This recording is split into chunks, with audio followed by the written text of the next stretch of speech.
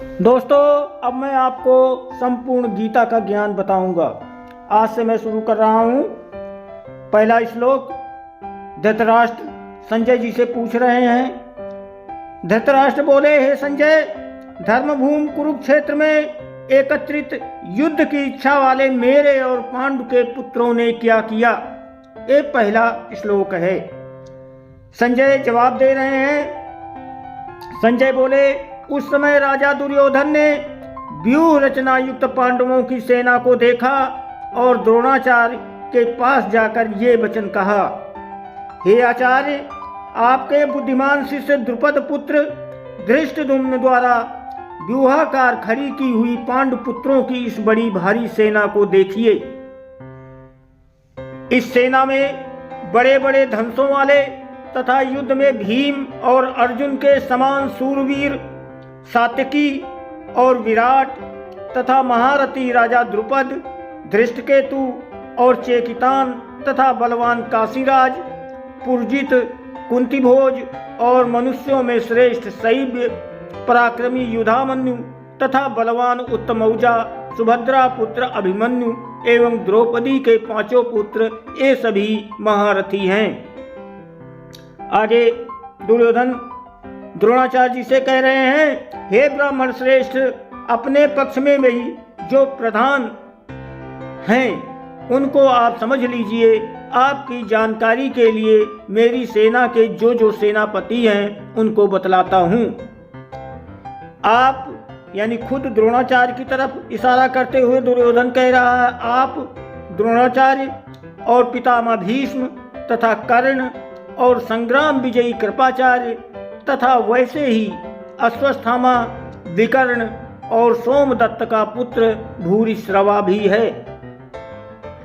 और भी मेरे लिए जीवन की आशा त्याग देने वाले बहुत से सूरवीर अनेक प्रकार के शस्त्रास्त्रों से सुसज्जित और सबके सब युद्ध में चतुर हैं। भीष्म पितामह द्वारा रक्षित हमारी यह सेना सब प्रकार से अजेय है और भीम द्वारा रक्षित इन लोगों की ये सेना जीतने में सुगम है।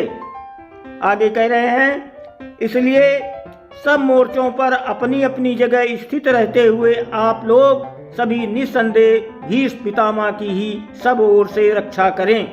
ये दुर्योधन द्रोणाचार्य जी से कह रहा है। उधर संजय जी महाराज धृतराष्ट्र को ये सारा किस्सा सुना रहे हैं। दोनों सेनाओं के शंख ध्वनि का कथन आगे कह रहे हैं। कौरवों में वृद्ध बड़े प्रतापी भीष्म पितामह ने उस दुर्योधन के हृदय में हर्ष उत्पन्न करते हुए उच्च स्वर से सिंह की दहाड़ के समान गरज कर शंख बजाया। इसके पश्चात शंख और नगाड़े तथा ढोल, मृदंग, नरसिंगे आदि बाजे एक साथ ही बज उठे। उनका वो शब्द बहुत भयंकर था। जब कहीं युद्ध होता है तो ऐसे बाजे दोनों तरफ से बजते हैं। इसके अनंतर सफेद घोड़ों से युक्त उत्तम रथ में बैठे हुए श्री कृष्ण महाराज और अर्जुन ने भी अलौकिक शंख बजाए। पांचजन्य महाराज श्री कृष्ण भगवान ने पांचजन्य नामक, अर्जुन ने देवदत्त नामक और भयानक कर्म करने वाले भीमसेन ने पौंड्रक नामक शंख बजाया। कुंती पुत्र राजा युधिष्ठिर ने अनंत विजय नामक और नकुल तथा सहदेव ने सुघोष और मणिपुष्पक नामक शंख बजाए। श्रेष्ठ धनुष वाले काशीराज, महारथी शिखंडी एवं धृष्टद्युम्न तथा राजा विराट और अजय सात्यकी, राजा द्रुपद एवं द्रौपदी के पांचों पुत्र और बड़ी भुजा वाले सुभद्रा पुत्र अभिमन्यु, इन सभी ने हे राजन सब ओर से अलग अलग अपने अपने शंख बजाए।